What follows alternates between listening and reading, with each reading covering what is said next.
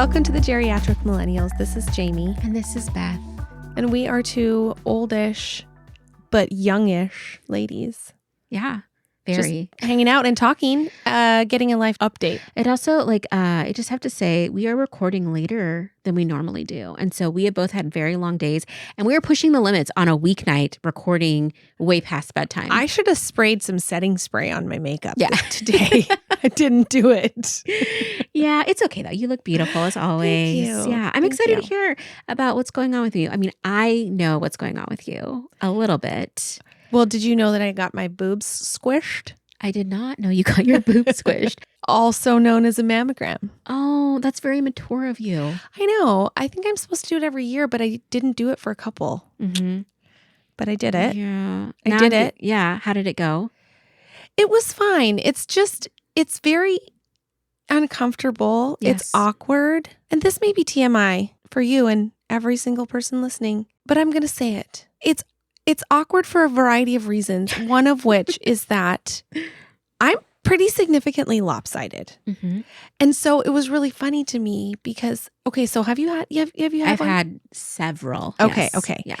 Well, you and I are built quite differently. Yes. And I don't have a lot.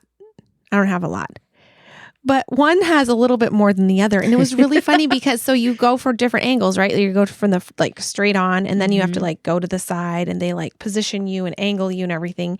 And so when I was doing one side, I had to hold my other boob and pull it away. Uh-huh. But I didn't have to do that on the other side. And I thought that was really funny. I was like, oh, yeah, This is okay. my life. I don't know. It's It's just one of those things that I decided to share with the world right now. Well, I don't know why. Mammograms are so awkward. And I don't know, but I think the women that do, I've only gone to ones where it's a female that's doing the I would prefer that. manipulating. Yeah. Same. And the last few times I've gone, it's been the same lady, and she's very soft spoken.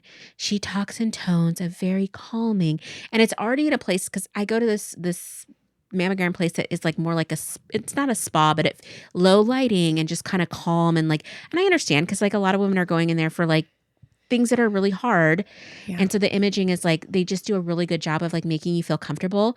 But she comes in, and I have the little top on I feel very exposed. It is because it's wide open to the front. And I was never a Girls Gone Wild girl, just woohoo, showing them all the time. Right. So it's I was raised, I wasn't raised modest, but you adopted the modest lifestyle in my 20s.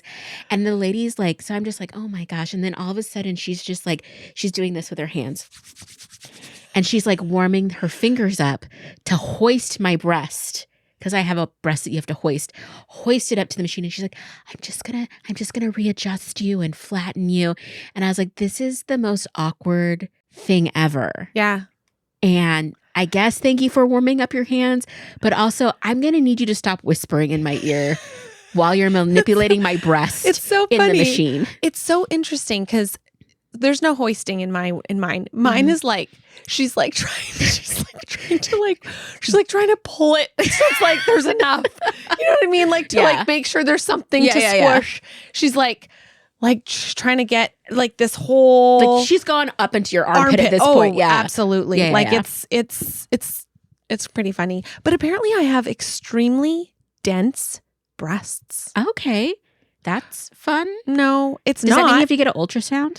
No, but because they've always been, but what it is so they already feel kind of lumpy. Oh, got it.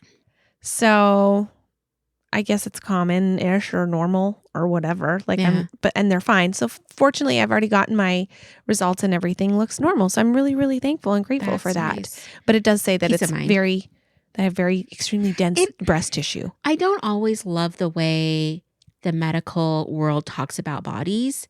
It's that's a little harsh. It's oh, yeah, whatever it is, lopsided or. Well, that was not in my form. Mine was it could be, but it's not. I have a thyroid thing, and they're just the way they talk about it. Sometimes I'm it's grown in this much and it's abnormal. Blah blah. I'm stop. Okay, I only want positivity. Yeah. So if you're not going to say my body is beautiful and lovely all the time and wonderful, I don't want to hear it. And again, it's kind of like when they call women that are over like 30 or 32 a geriatric pregnancy. Oh, I feel like that's rude. I feel like I it's rude too. understand, but it used to be, rude. I think 35, and I think it's lowered, if I'm not wrong. It's lowered now to even younger than that. That's lovely. So again, I get that it's like a medical term and whatever. It just feels a little harsh.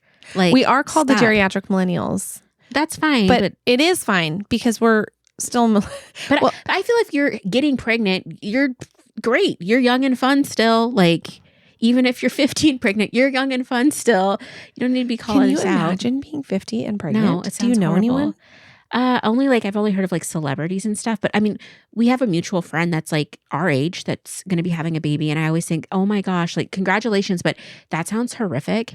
Like I often in my world will be like laying in bed or watching a show and just think all of a sudden, like you could have a child right now. You could have an infant, you could have a toddler, you could have a 6-year-old at your door saying, mommy, I need help with something. And you'd have to deal with that. And then I'm like, yeah, I think motherhood was not, I think I made the right choice of motherhood. I think that's a good sign that like, yeah, you probably might have not enjoyed taking care of people all the time and having no privacy. Like it's enough with the cats, which speaking of drama with Fratelli. So Fratelli is my snowshoe, beautiful girl. I'll post her. What does snowshoe mean? It's like she's a snowshoe Siamese. So they have this thing where like they start off lighter and then they get darker. Like when she was a kitten, she was super light and tan. And then as she got older, she's like really dark in different places. It depends on like heating, how hot they were and stuff. And then they usually have like how hot they were where? In their body, like how hot their body was. And then like coloration comes in at different times. Formed? No, like as they're getting older. I don't really know the science on it. It just interesting. If depending on their heat and different genetic factors, their fur changes colors from like really light to dark. I'll do a before and after because as a kitten, she was like as light. Jamie's wearing like a very nice light taupey tan sweater right now. That is the color that my cat was. And she is now like dark brown in most of her areas. So, and then they typically have like white paws. That's so interesting. Yeah. And so she's a hefty girl. So we did a little weigh-in because she's been supposed to be losing weight, but hasn't. She's cost me a ton of money because I had to buy my other cat, Bubba, one of those RFID feeders where it reads the chip that's been implanted in him to open and close because she was eating all the food. And that thing was $200. And I was just like, oh my gosh, you guys are so expensive. Yeah. They are like toddlers. She's not going for the cat treadmill. No. And I have a cat treadmill. She'll sit on it and just sit. And I'm like, could you get on it and go? That was expensive too, ma'am. Have you seen the videos people are making where they're like, it was recommended that I'm on a treadmill for 30 minutes a day or something like that. And they're just laying there with a bowl of chips watching something, but they're on the treadmill. I have not seen that, but that is my experience with my cat. So she's a hefty girl and the doctor had wanted her to lose a half a pound and she did. And then I got another cat and she was eating all the food and gained it back. And so it's hard for a cat to lose weight and I don't want her to be whatever, but she's a big girl. She's big boned. She's very sturdy, very strong. And I honestly get a little offended when the vet's like, she needs to, lose a little weight. So anywho, Nanny, I weighed her and she's 14.8 pounds. Okay. That's big for a lady cat. Okay. And anyway, the other day, I was so embarrassed actually because you had come over and I had to warn you because you use my bathroom all the time when you're here. Yes. And not to call you out, but I'm very hydrated. I had to like give you a little like, hey, by the way, my toilet seat is broken. Because I didn't want you to sit on it and be like, oh no, I broke the lid. And it's just the lid. So the lid has come off at a joint. And so it just kind of slips out. And I was like, oh my gosh, should I break my toilet? I'm like, I don't think I broke my toilet. And then I had low self-esteem for a minute. I'm like, no, I didn't break the toilet. And then I realized like every morning when I'm putting my makeup on, Fratelli runs into the bathroom and she jumps on top of the toilet right where the hinge is. That heifer broke the toilet. By jumping on it because she jumps on and then she gets up on the counter and we have girl time getting makeup and she has her own little makeup brush and I like rub her face with it a little bit and then we have whole girl time. Can you please record this at some point? No, because it's humiliating. No, it's so gross. It's not. I want to see it. Yeah, it's embarrassing. But again, I looked at her the other day because she jumped back up on the tub like, you broke that heifer. Like I was just kind of being a bully to her. But anyway, it was just... And then you did her makeup. And then I did her makeup because that's how I live my life. Yeah. Wow. It's fine. It is fine. But I literally was at the like, again, similar to the Miralax for the cat, I had to go buy a new toilet seat at the Lowe's, and I wanted to hold up like, my cat broke my seat. It wasn't me, the cat broke the seat. So yeah, it's an ongoing battle. Oh my gosh. Speaking of cats, our cat Mittens. Yes. She back at She's so delinquent. She won't come home. Oh. And she's at the neighbor. She's still at the neighbor's house. She keeps going there. But they keep letting her in. And I don't want to deal with the confrontation. Yeah. I just don't want to, because these people don't really care. And as far as the fact that she doesn't belong to them. And so anyway, I'm just avoiding dealing with it. And it sounds horrible. But you got to pick your battles, though. I don't have it in me at this moment to go to their house every single night to get my cat and also fight with the neighbors and be like, stop letting my cat in your house. Right? It's ridiculous. So anyway, there's my update on the cat. Oh, that's so annoying. The other day she did come home and I was like, I told my kids, you better treat her like a queen, like give her all the treats, like all the royal treatment, like just so she's happy and content to stay home. And she was home that night, but then the very next night, it's like we missed the window. She does come home. We'll know that she has been there, but because our tracker is not in real time, she leaves before we actually realize she's there and we can't lock her in. I think the other thing that's hard too is like they're letting her into their house and closing the door. That you know what I mean? Like, that is she would just come home and be home, but instead she's, up in their bedroom snuggling with him, which is rude. It is rude. Yeah. It's not your cat. It's not your cat. Oh my gosh. Okay. Another thing that's very rude is a bad brunch, which I just experienced and I was very sad. What happened? I love brunch. There's what's not to love? I don't know. Some people are not brunch people, but I love brunch. I love the ceremony of going to brunch with my girlfriends and sitting around for a couple hours and talking and having great food and enjoying and just being happy on a Saturday or Sunday and then getting into my day. I prefer a Saturday. Sound like boxes I want to check. So I have been trying to do this thing where every month I plan something with some girlfriends just to look forward to and be happy about. I am so impressed by that, by the way. I've been trying to keep with it. And so for February, I just wanted to do a little brunch. And so a few weeks ago, I was like, hey girls, anybody want to go to brunch? And we go. And I picked a new place in town that I had never been to, which I love to go to a new brunch spot. However, first of all, I felt like such a dork because I made a reservation. Our town, typically you don't need reservations for things, but it picks up enough sometimes where you do. And I'd never been here. And when I went online to make the reservation, everything was booked until 11:30. So I'm like, oh shoot, they're actually booked and busy. And so I was like, okay, so I booked the reservation. We get there and it's pretty empty, but I tell the girl I have a reservation because I don't want to mess up their system. And she looks at me like I'm trash. Oh, why do you have a reservation? And I was just like, she didn't look at me as trash, but I just felt it was one of those embarrassing. What time do they open? 7. Oh, and we went. I looked for a 10:30 spot and everything was booked. So I was like, oh, they're booked and busy. So I was just like, okay, we'll go 11:30. So we get in. It's fine.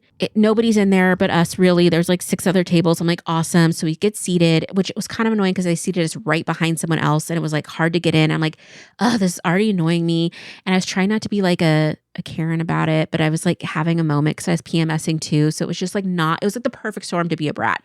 So anyway, the server comes over and very nice, sweet girl, but does not bring us any waters to begin with. And I'm just I'm already parched. And so she's like, hey, can I get you guys anything to drink? And we're like, sure, let's get mimosas.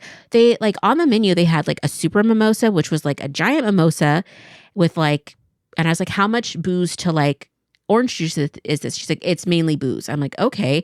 Then they have another super mimosa it is a mimosa with a shot of vodka. And I was like, both of these options are too much. I'm like, can I get a normal mimosa? I need to function after this. I need to go do my life. And so she made that happen. And then she walked away and then she came back to order our food and there was still no water. And I'm like, I can't drink alcohol without water because I am old now. And if I do that, A, I haven't had breakfast yet. I will be drunk and I won't be able to leave this establishment. B, I will have a hangover off of one mimosa and be embarrassed. So anyway, we got our food and stuff and it was fine. Again, service is fine. Everything's fine. It just wasn't it just wasn't quite hitting it. The food took forever to get there. Again, I'm sounding like such a little brat, but the food took forever to get there. But I had not eaten breakfast before I went. I hadn't even had a snack. And it is now 12:15. We got there at 11:30. There's still no food. And I'm like, oh my gosh. They finally bring out the food. And I kind of ordered a lot. I got pancakes and I got because you hadn't eaten, so you're hungry. Yeah. I was like craving. They had biscuits. I'm like, I'm going to get a biscuit. And I got a couple eggs. And everything was just, The pancakes were dry. Like they had a scoop of butter on the top, but it was like cold. It hadn't melted at all. So it's just like this cold butter on top of this like lukewarm pancake, not melting. And it was like so dry that you needed the butter to make the pancake edible. Like it was just bad. Good. The biscuit, I want a biscuit that's warm and you open it and it's flaky. It has a little crust on the top and you want some honey on it or a little bit of butter and it just melts in your mouth. Delicious. Dense like your boobs. Like just like complete, like it is compact. Like I cut into it with a fork. There's no layers. It is just like compressed bread. And I'm just like, oh my gosh. So then I had like one bite of that and I was just like, okay, maybe it'll be better when I heat it up at home. And then the eggs, like I got just scrambled eggs and they were so salty and seasoned and had so much butter in them that I'm like, I've never had just normal scrambled eggs like this. They were fine, but not good. Not good. When you're paying for somebody else to cook your food and all of that, yes. When you're eating at a restaurant, you have an expectation. I have an expectation or a standard that should taste better. It should taste better, especially for the cost. What I'm going to make than if I just turned around and made this in 5 minutes. Like it should taste better than that. Yes. That biscuit was $5. And when I brought it home later that night and had it, I'd brought it home and I'm like, I'm going to have it later. And I was excited because like maybe my memory is wrong. I was like, oh, maybe it'll be better. It wasn't. It was worse. I had to throw the whole thing away, which I am not a food That's thrower. Really sad. And the saddest thing is like, of course, I just want to say I gave her 20% tip. And then but the meal was like $40 for all of that. And I was just like, what? So disappointed because it was so expensive. Honestly, I could have gone to Denny's and gotten something that was like better and more fun for a quarter of the price. Yeah. And then I was just like, and then I'm also being like, don't be such a little brat. Like it's a privilege that you can even eat out now. There's people probably that would love to have brunch right now and they can't. And you're just being a horrible little snatch. And I was just like, okay, brain, let's calm down. It is okay to have the opinion that this wasn't a great brunch and be slightly disappointed. It also didn't help. Then after that, I was like hanging out with my mom, cleaning out like old stuff. The bonus was I did get my box of Barbies from 1987. So I have all of my Barbies now. I need to see the Barbie that we talked about with like the peach dress or whatever. Yeah. Well, I don't own that one because my parents never bought it for me because they didn't love me. But I do have a plethora of others. And do you have Dance Club Barbie? I think I have something adjacent to Dance Club Barbie. I have two Barbies that are one has crimped hair with a short mini skirt and the other has like a patent leather white jacket. It's the patent leather white jacket, the one that I dressed up as for Halloween. I have that Barbie. I want to see it. So anyway, not to be like a brat, an annoying person, but it's just like sometimes I just wanted a great brunch and it didn't scratch the itch and now I need to go to brunch again because I think you do. That wasn't at that a different establishment. Absolutely. Like I will never go back. I don't know where to go to brunch. I don't even know where to go. We should experiment with that and find good brunch places. Yes, I know. I would love to do that. My favorite brunch ever, if you're ever in Chicago, go to Wishbone. So like a Chicago staple. It's such a fun brunch. I mean, people might debate me on it. I've been going there for brunch. Like when I lived in Chicago, I would go there all the time with my aunt, almost every Sunday or Saturday. And then anytime I go back, we always go to brunch there and it never disappoints. And they have this amazing cornbread muffin. Now I want to go there biscuits. Just so I can go I want to go to Chicago just so I can go to brunch. We need to go on an eating tour. It's freaking amazing. I would love to go. I don't know if we should go to Chicago, but I'll go anywhere. I'll go on an eating tour. Yeah. No, sure. Chicago has amazing food. Okay, let's go. And you've never been there, I don't think. No, it would be incredible. Yeah. Anyway. When's a good time of year to go there? I love Chicago in like October before any snow happens, but like the leaves are beautiful. You can walk around for hours. I'm a fall girly. I mean, spring there is nice too, but sometimes you can have those cold days. So it's like, Let's not go in the dead of winter. No, but like Chicago in like September can still be a little bit for me at least. Like it could still be a little warm, but like I love October because it's like warm enough where you have a light jacket, you're walking around, there's like events and festivals still, you can go listen to jazz in the park. Like I miss big city living for that. I miss stumbling out of my house and just wandering, and there's things going on and you're like, oh, what's this, a book fair in the middle of this like neighborhood, and then you keep walking, you're like, live music, great. So that sounds awesome. Anyway. I like that. Anywho, well, recently I got to be a part of a girls' night at my own home that I was not in charge of. So in a weird way, someone asked if they could host a party at my house, and I said yes. But I would say that one of the best parts of this night was that it was PJs and rosé. So pajamas and wine. Mm-hmm. And as I was getting ready, I mean, I still put makeup on and all that, but then when I put my pajamas on, they were so comfortable, of course, because I only want to sleep in something that is extremely comfortable. It feels good. Yes. Oh, wait, what kind of pajamas are you though? Well, I bought these pajamas for this particular event, but I'm still going to wear them to sleep. Are you like a 2-piece set pajama person with the buttons? Are you like, what is that? These ones are, and they're really, really soft. Okay. Short sleeve, long pants. Mm-hmm.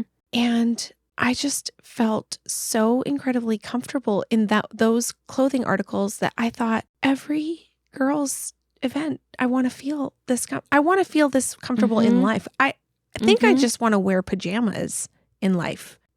Well, maybe I don't, but I want that feeling. You want the feeling of pajamas. The way pajamas feel is just so great. And so I just thought that it was so awesome, because there are other times when and don't get me wrong, I love to get dressed up, but Spanx and pajamas just fit so differently. They just make you, you know what I'm saying? It's a very different vibe. Listen, the first thing I do when I get home is put on a pair of pajama pants. Of course. Like, take off that bra. Take off the bra, and I don't like a yoga pant to sleep in. I want a pajama pant. Loose. It's loose. It's free. Definitely it has more a drawstring. Definitely more comfortable than yoga pants. I will say that I did wear a bra though. I mean, because it was, I wasn't actually decency. Going to sleep. Yes. Yeah. Yeah. So anyway, I just loved that part. I loved that was an adult women's party in our pajamas. Yeah, I love that. And I think I keep saying pajamas and pajamas. What do you say? I think I said both. I say pajamas. I think I usually do too, but then I noticed myself saying pajamas like 10 seconds ago. Tomato. Yeah. We don't care about enunciation, I know. pronunciation. So the end of February was rough for me because I got a horrible stomach flu and I was super sick, and I kept thinking I was better, and then it would be like, I am not better, and I can no longer trust my body not to betray me. Oh, it was very horrible. You had to stay home. I had to stay home. I had to work from home, and I literally had just gotten a new manager, and it's like very embarrassing to be like, I couldn't really say what was going on. And why? Like I could just say, hey, I'm not feeling well. I have a little flu, but I didn't want to be like, no, I am not able to come into the office because I may die and have an incident where I will have to quit my job. So that would be so it would be so horrible. And it was just, it was just awful. But I was on such a good like momentum thing since like November, December of like purging my house and cleaning and doing things and all of this putting stuff. all these things on your calendar. I had like events I wanted to go to. I bought a new iPad to become like an iPad girly to like plan out my whole life. I literally have turned it on like 6 times. Your new stands. Your iPad stands. I have new iPad stands. Like, again, everything is just like working out for me. I was working out like every day after work. I had like a whole thing. Tense? Because this is before you. This was before I got sick. And then when I was sick, I was so on my ass about it. Like, I just couldn't get it together. And then right after I got sick, I was like super PMS-y. And so then it's just like all of a sudden, it's been the most challenging thing to get back into my groove. Like, I've been so frustrated. Like my brain will not just like click back in. Like I'd given up TikTok. I was doing amazing. I read so many books. I went back and looked, and in like a 2.5 week span in January, I read 7 books. Like it was, I was on fire. And like, I wasn't watching TikTok. I was watching documentaries. I was feeling smarter, all of the stuff. I was not really into like kind of everything that was going on at that time. Like I was a little bit I was paying attention to the world, but I also had like a nice buffer of like things I was watching that brought me joy and all kinds of stuff. I love this. It was great For you. Yeah. But you can't get back to that? Because I started doom scrolling again on freaking TikTok when I was sick because I'm just laying in bed and I was just like, it sucked me back in, and I'm just like, whatever. So my goal right now for March is to get back on track as far as like, we're going to put the TikTok down. I've already started, limiting.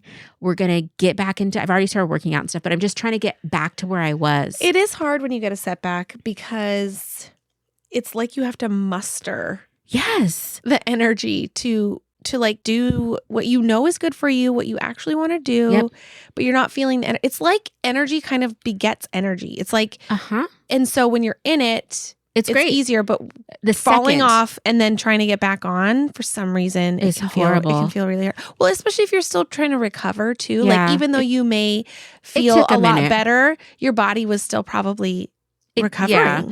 It took an additional week to feel like 100%, but I just couldn't believe how fast, like my body had been craving working out, craving doing all these things, blah, blah, blah, blah, blah. Could not put books down, like staying up way too late at night reading books.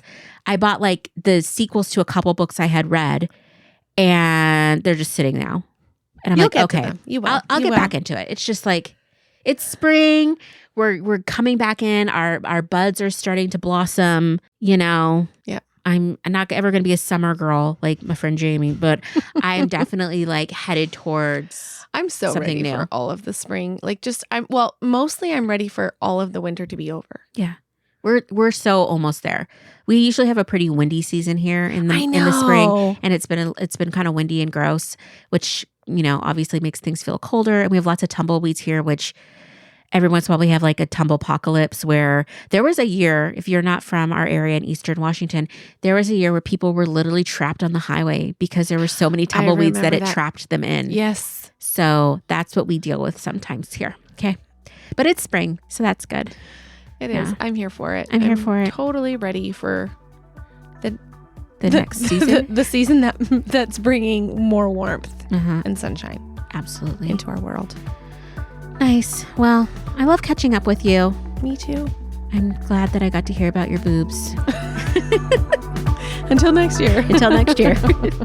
If you're enjoying the podcast and would like to support the show, you can share episodes with your friends and family, follow us on Instagram at the Geriatric Millennials, or leave us a positive review and rating, all which help us to grow. Our theme music was created by the Finley Ghost. Check out their latest album now. Thank you so much.